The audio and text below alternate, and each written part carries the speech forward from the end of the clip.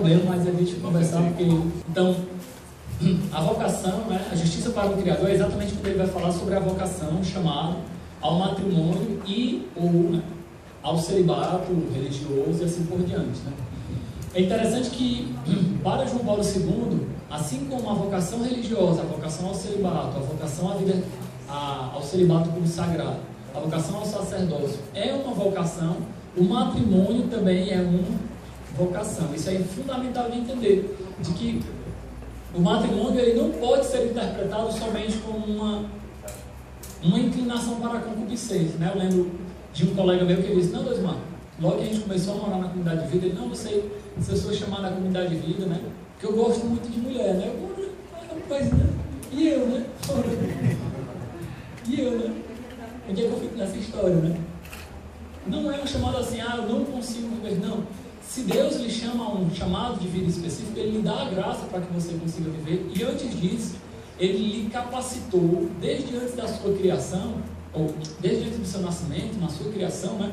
Quando Ele já infundiu a alma dentro do seu corpo, né? Que foi feito pela concepção do seu pai e da sua mãe, Ele já lhe deu as graças necessárias para que você conseguisse corresponder a esse chamado. As graças ligadas ao corpo, as graças psicológicas e as graças espirituais. Então, como o próprio São Tomás de Aquino fala, a graça pressupõe a natureza. Para corresponder ao chamado de Deus é necessário um exercício da natureza, porque a graça de Deus já foi dada ao homem, sim ou não? Então, a gente tem que interpretar o chamado de Deus como um chamado e uma resposta, e não somente como uma capacidade minha humana, né? Isso é fundamental de entender. Então, a justiça para o Criador é exatamente falar de que o homem e a mulher, quando respondem a um chamado vocacional, eles precisam ter um ato de justiça perante o Criador. Por quê? Porque eles são propriedades do Criador. Entre aspas, vocês entendem a metáfora? Porque eles foram criados por Deus. Então eles precisam ter essa justiça para com o Criador, entre aspas, responder ao Criador por que eles assumiram ou escolheram viver dessa ou daquela maneira. Então, em certo sentido, é por isso que o matrimônio válido é o matrimônio da igreja. Porque é uma resposta a Deus, ao chamado que Deus fez. E não simplesmente um contrato entre homens. Então, o matrimônio ele precisa ser justificado. Não no sentido em que ele precisa se tornar justo, né? Porque essa palavra ela é muito ruim, porque justificar, original, ela significa tornar justo. Mas no sentido de prestar contas, sim ou não, dá para entender? Isso ele retoma de Efésios 5, né? Esposas e maridos, sede submissos uns aos outros, assim como sede submissos ambos a Cristo. Então essa submissão a Cristo está relacionada com a justiça para com o Criador. E isso é uma correspondência também, mesmo dentro do matrimônio, das exigências da natureza, né? Que eu quero comentar muito, focar muito sobre isso nessa segunda parte, né? A união, então, ela precisa ser duradoura. Por quê? Porque a união do homem e da mulher, ela não se relaciona somente a uma união espiritual, mas uma união corporal, que a própria corporeidade está marcada pela contingência. Como assim? Você está vivo hoje, meu chapa? Para amanhã morrer, é só estar vivo, né? Então, a nossa vida ela é marcada pela contingência. Uma observação, o que é a contingência, filosoficamente falando? É uma coisa que é, mas poderia não ser. Um quadrado, ele pode não ser quadrado? Não. Então ele não é o quê? Contingente. A essência do quadrado ele não é contingente. Mas eu poderia não existir? Poderia. Se meu pai e minha mãe, sei lá, né? Quando é que foi os fuzuê lá, né? Eles dois, não tivesse feito o negócio lá organizado, tá entendendo? Eu não teria nascido. Eu sou contingente, eu existo, mas eu poderia não existir. Vocês entendem isso? E é interessante que o Jaroslaw, né, eu não sei se pronuncia assim, porque ele é polonês, né? Aí não dá para saber como é que se pronuncia uma coisa em polonês, não. É um nível, assim, um pouco mais hard, né? Assim, é o depois do super chefão, né? Isso aí. Mas se escreve Jaroslaw, não sei se fala assim, Eric, né? Ele comenta que o fato de nós existirmos e poderíamos não existir é uma manifestação da bondade de Deus. Ou seja, a contingência do homem manifesta o dom de Deus ao homem. Por quê? Nós poderíamos não existir. É como se ele invertesse o que eu falei no primeiro. Eu falei, nós existimos, mas poderíamos não existir, né? Ele inverte, nós poderíamos não existir, mas nós existimos porque Deus é bom. Ele fala que a fundamentação da bondade de Deus, das coisas contingentes, a fundamentação da exigência das coisas contingentes é a bondade de Deus. Tanto que, mancha, esse filósofo ele é supimpa, né? É aqui, ó. Muito bom, né? E ele diz assim, tanto que as coisas materiais, como é que nós chamamos elas? De bens materiais, sim ou não? Mas o bem, ele é uma referência da moral, que está ligada à vontade. As coisas só conseguem ser bens, porque a fundamentação da existência delas está na vontade de Deus. Vocês entendem isso?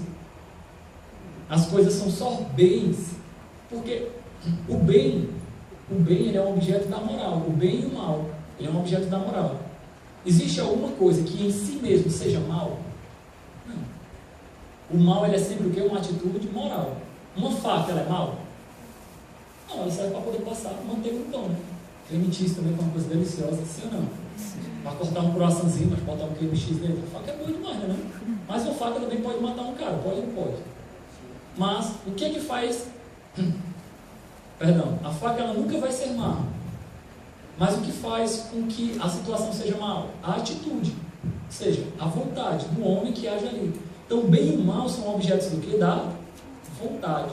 E ele mostra que as coisas são chamadas de bens materiais porque elas se fundamentam na vontade de Deus. Porque elas poderiam não ser como elas são. Né? Se não entenderam, não tem problema, porque isso não tem a ver com o que está falando. Eu, mais uma vez, fugir do assunto. Né? A gente vai seguir adiante. Né? Então, como a união entre o homem e a mulher, ela é contingente, ela poderia não existir, pela exigência do amor, que é fecundo, fiel e duradouro, ela necessita ter uma certa constância, que não é garantida, como eu já comentei para vocês, pelas inclinações do corpo e nem mesmo pela simples emotividade, porque as emoções e o corpo, eles variam com o tempo, mas eles necessitam de um seguro firme, de um firme porto, né, vamos dizer assim, para poder se ancorar. Assim como a união ela não é somente espiritual, ela é corporal, é natural que ela se dissolva naturalmente com a morte. Tanto que no sacramento é até que a morte o separe. Né? Já o sacerdote, ele não, mesmo quando ele morre, na eternidade, a alma dele continua sendo uma alma sacerdotal. Porque é esse sacerdote eternamente, segundo a ordem do rei Melquisedeque. Né? Porque o sacerdócio não está ligado somente às coisas materiais, né? Principalmente às coisas materiais. Né? Já o homem e a mulher estão... O sacramento da natureza, isso ele fala lá na Teologia do Corpo, ele é plenificado na graça de Deus. O sacramento da natureza, que existe mesmo antes do pecado original, e a única bênção, como diz no rito do sacramento do matrimônio, a única bênção que não foi abolida, nem pelo pecado original, nem pela condenação, a bênção do matrimônio, a bênção da procriação, ela é elevada por Jesus Cristo ao nível de sacramento, da graça de Deus. Então, quando as pessoas se decidem unir-se em matrimônio, é necessário, prestem bem atenção, que o amor ele esteja amadurecido ao ponto suficiente para que eles consigam doar a vida um pelo outro. Isso não quer dizer que eles já precisam estar plenamente maduros, mas que no momento em que eles assumem o matrimônio, eles terem condições de que esse relacionamento continue a amadurecer de uma maneira estável e duradoura. Lembrando a vocês, o que isso tem a ver no contexto de amor e responsabilidade? Que para João Paulo II ele é muito realista. O amor, o primeiro passo, o primeiro toque de bola do amor, ele nasce da concupiscência. Lembrando, concupiscência não como inclinação ao pecado. Concupiscência como inclinação ao prazer. Ele nasce da concupiscência. Tu olha para uma menina, acha ela bonita, interessante, inteligente, tu olha para um menino, ele é legal, ele tem valores, né? Nasce daí. Mas o amor, ele precisa evoluir de tal modo que você substitua ou supere essa inclinação só para o prazer. E nasce então uma benevolência, o querer o bem do outro. Mas, mais do que isso, para a doação mútua no matrimônio é necessário uma disposição para fazer de si mesmo um dom para o outro, existindo aquela reciprocidade sobre a qual nós já comentamos. Então, não importa tanto se o namoro, se o amor ele já está plenamente maduro, mas se ele vai ter condições de, com a graça de Deus, continuar a se desenvolver. E como essa união ela deve ser duradoura, nós devemos admitir que em certos momentos, em certos casos, a vida comum dos cônjuges chega a ser impossível. Contudo, na norma do amor verdadeiro, só admite um tipo de separação: o afastamento dos esposos sem a dissolução do matrimônio. Isso é bem interessante, pessoal, porque alguns jovens também me perguntam para mim: Deus, mas é pecado se separar? Aí depende, né? Mas existe um tipo de separação que a igreja admite, que é a separação quando os cônjuges tornam a convivência impossível. Mas a separação não quer dizer a dissolução do matrimônio. Então, por exemplo, tem uma senhora, no Lumen, que ela se separou do esposo, ela se separou antes de entrar no homem, mas ela optou por continuar sendo fiel ao seu esposo. Pode parecer contraditório, mas ela continua fiel ao matrimônio dela, ou seja, ela não arranjou um outro cônjuge, um outro parceiro. E com isso, ela não está em pecado, porque ela, dentro do matrimônio dela, ela notou, ela entendeu que não dava mais para conviver juntos. Porque muita gente, quando vê, principalmente assim, na área de humanas, né, e eu fiz 2 faculdades de filosofia, você vê o que é humanas, né? Trevas total aquilo dali, né? Para quem fez já a faculdade de humanas, sabe bem do que eu estou falando, né? De banquetes humanos e aí por cima, né? Por diante. Ave Maria. Gostei de lembrar, né? Então, o pessoal do mundo, não, mas quer dizer que a pessoa se casa, a igreja obriga ela a ficar unida mesmo que o cara começar a bater nela, né? E puxa aquele feminismo assim recalcado. Não, minha filha, não é isso não, né? Tem que entender muito mais profundo do que isso. Do relacionamento que ele é construído, de que ele deve ser partilhado, conversado, né? E também, quando há uma separação sem a dissolução do matrimônio. Não sei se vocês conhecem o padeiro. Vocês conhecem o padeiro aqui no Brasil? Sim. O testemunho dele é incrível com relação a isso, né? Vou deixar vocês na curiosidade, porque eu não vou falar da vida dos outros, né? Mas vou deixar vocês na curiosidade com relação a isso, né? Nas relações conjugais entre o homem e a mulher, 2 ordens se encontram. A da natureza. Qual é a ordem da natureza? É o fim próprio à procriação. A natureza, meu chapa, não tem segredo. Se não há nenhum impedimento biológico, vocês entendem que eu estou falando de algum tipo de doença, infertilidade, você botar um homem e mulher junto, mano, daqui a pouco a mulher parece com o bucho, é verdade, não é? Né? A meninazinha que estava namorando, né? Mãe, eu tô grávida. E filho, como é que você fez isso? Não, mãe, foi só uma vez. Pô, é claro, não é um negócio que você vai enchendo não, até completar não, né? Às vezes o primeiro já deu certo, tá entendendo? Então a gente tem que entender que existe essa ordem na natureza, que é a procriação. Porém, existe uma outra ordem, que é a ordem das pessoas. Qual é a ordem? Do amor. Interessante que essa distinção que ele faz, ele distingue, mas ele não separa. Vocês conseguem ver isso? Ele não faz um dualismo, né? A ordem das pessoas e a ordem da biologia, da natureza. Mas ele une tanto isso que ele fala que a ordem da natureza não pode ser separada da ordem das pessoas. Ou seja, o ato conjugal ele não pode ser destituído do caráter de procriação. O Catecismo da Igreja Católica ele é bem claro em falar que o ato conjugal ele deve conter em si a união dos casais, bem como a procriação. Ou seja, são 2 coisas, não uma só. E uma coisa depende da outra. A atitude com respeito à procriação é a condição para a realização do amor.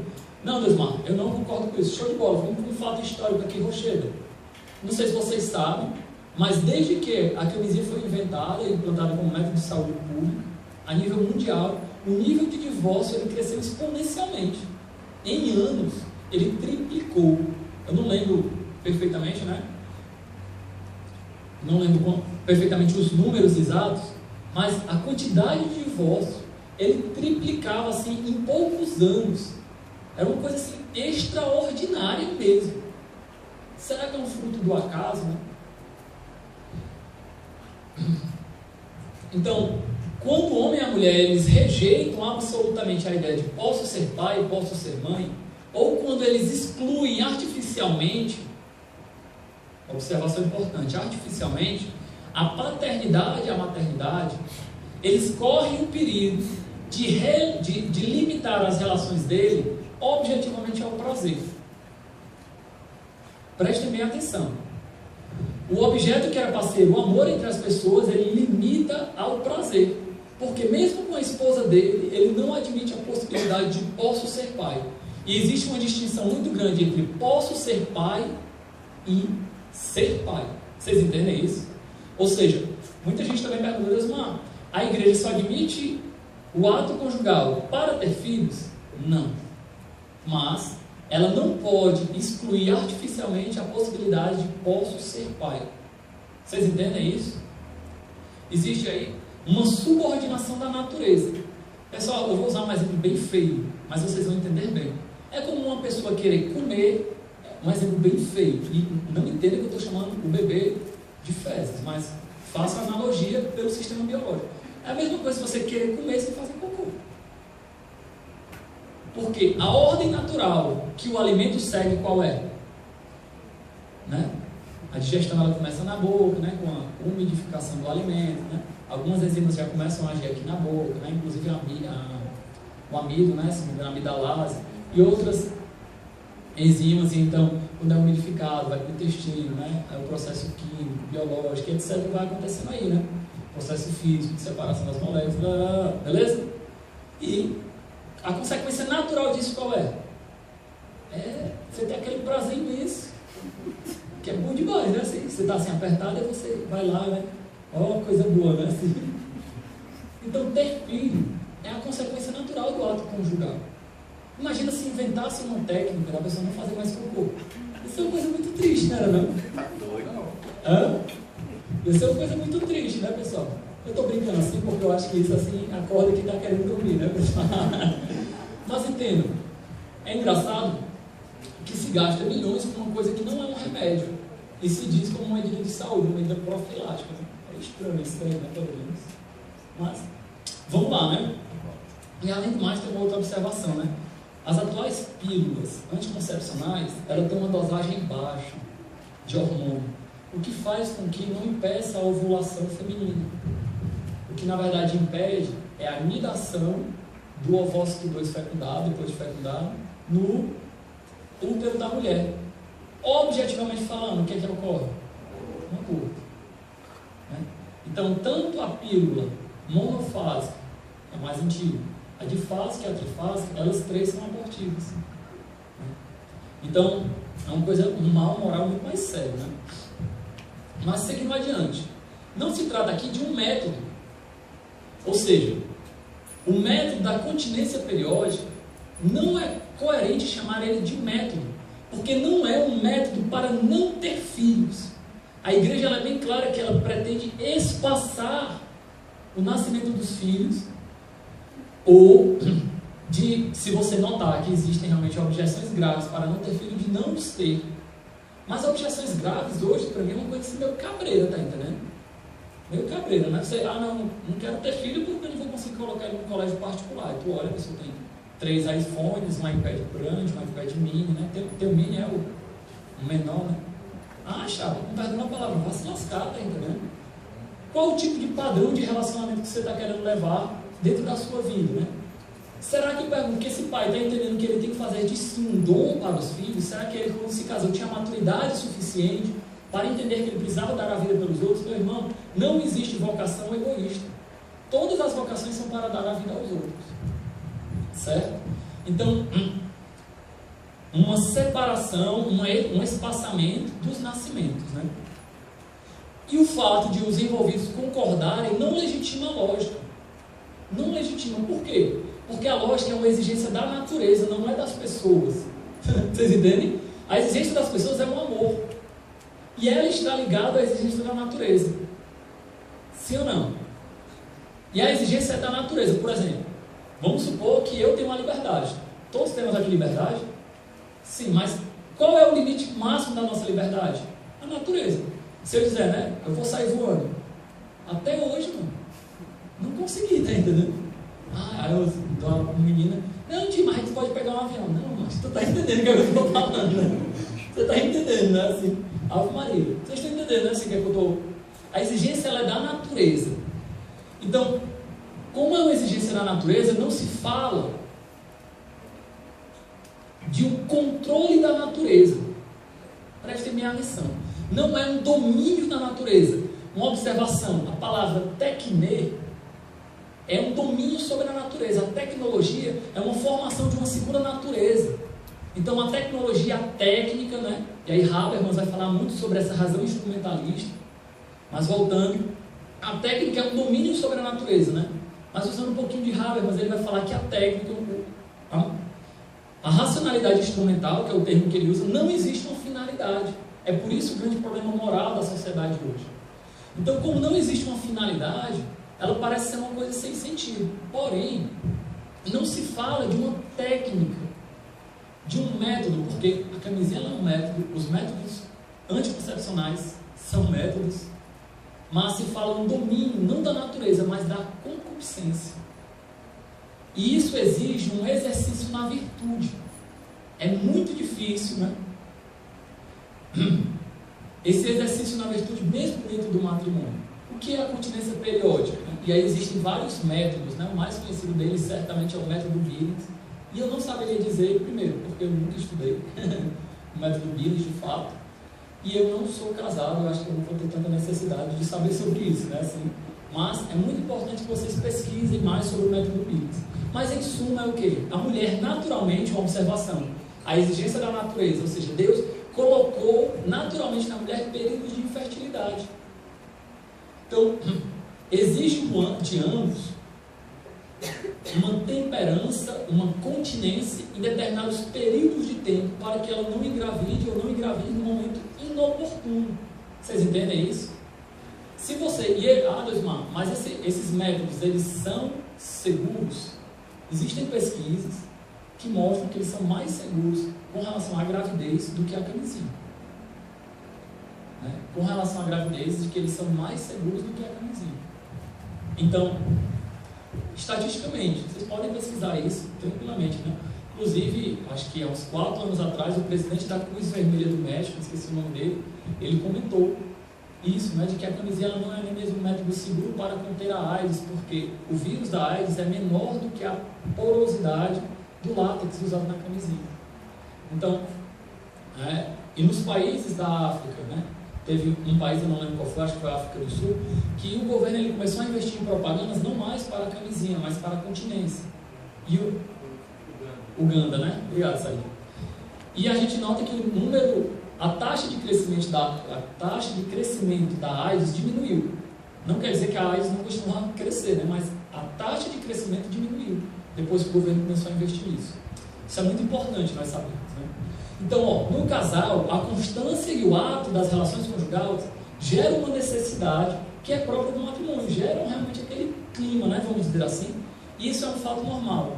Assim, a renúncia periódica não cessa de encontrar uma resistência, mas com uma finalidade objetiva no amor. E é interessante, pessoal, que a gente escuta até mesmo testemunhos de pessoas que falam que quando são casados, né, esse é um testemunho que eu não posso dar, mas de que dentro da relação matrimonial existe um respeito muito maior quando eles procuram viver, né? Existe uma certa disposição para poder viver a castidade. Eu fico imaginando, né, o homem, caraca, o testemunho da Eliana Ribeiro, ele falava, caramba, mas esperou tanto, né? E eu lembro que ele falou, né? Na época que a gente casou, ela estava num período fértil, né? A gente não tinha conversado com a comunidade, porque eles eram comunidade de vida para poder ter filho, né? E a gente ficou, cara, daí a gente esperou tanto, né? E a gente ainda tem que esperar mais. Mas quanto isso gerava virtude nos dois. E eles falaram lá, eu achei isso tão bonito, sabe, pessoal? Que eles foram mostrando que, como naquelas épocas que eles não poderiam ter relação conjugal, porque eles não queriam ter filhos, prestem bem atenção. Se eles quisessem ter filhos, né? Tá liberado assim, todo dia, né? Se o cara aguentar, né? Vai lá, garoto, né? Que vai dar certo, todo dia, né? Mas, como eles não queriam ter filhos na época, por motivos justos e razoáveis, prestem bem atenção. Ele começou a ver que eles poderiam transformar o relacionamento dele e aquela necessidade em carinhos, em afetos, que muitas vezes se perde dentro do relacionamento. É uma maneira, eles falaram, de até mesmo renovar a aliança conjugal dele em outros aspectos que não somente os sexuais. E isso é uma coisa que pode parecer uma linguagem muito esdrúxula, feia para nós, ou desconhecida. Mas os casais que procuram viver, já falei para vocês, estatisticamente, numa diocese dos Estados Unidos,